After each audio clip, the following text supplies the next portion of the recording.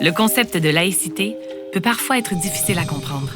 On en entend souvent parler, mais on s'arrête rarement pour savoir d'où ça vient et ce que ça implique réellement. L'idée fondatrice de la laïcité est la séparation des religions et de l'État. Dans cette capsule, nous abordons un aspect bien particulier de la laïcité, l'interdiction du port des signes religieux chez les enseignants. Rappelons qu'au Québec, jusqu'aux années 1960, les écoles étaient gérées par des religieux.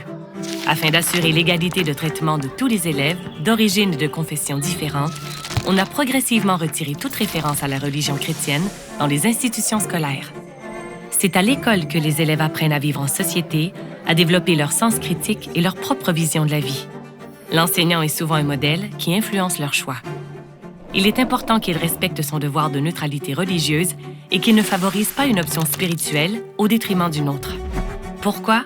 Pour respecter pleinement la liberté de conscience des élèves. Rappelons aussi qu'une école laïque dispense un enseignement basé sur les connaissances et non sur les croyances. Assurer le droit de toutes et de tous à une école publique laïque, exempte de pression religieuse, est la responsabilité première d'un État laïque. De la même façon que l'affichage politique est interdit à l'école parce qu'il est considéré comme de la publicité, l'affichage religieux n'est pas neutre, il porte un message. Il véhicule la conviction d'une personne à qui l'État confie l'autorité scolaire.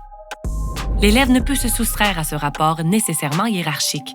C'est la raison pour laquelle la loi sur la laïcité de l'État défend aux enseignants des écoles publiques le port de signes religieux.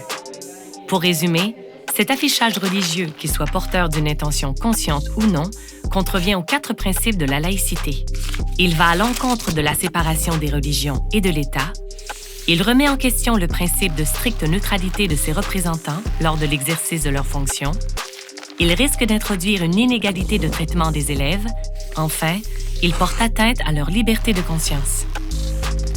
Ainsi, loin de discriminer, la laïcité québécoise permet une coexistence apaisée dans une société de plus en plus diversifiée.